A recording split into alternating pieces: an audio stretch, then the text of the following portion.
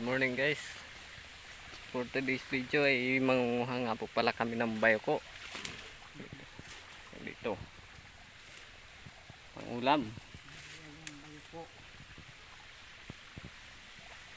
Wala kami maiulam guys, kaya mangunguha kami ng bayoko.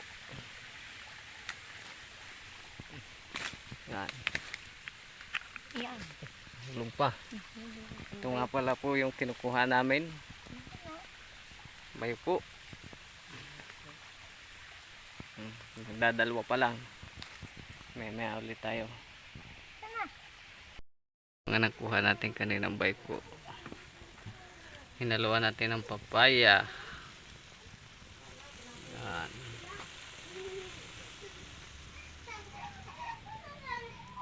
Sarap. Binuto natin sa kahoy.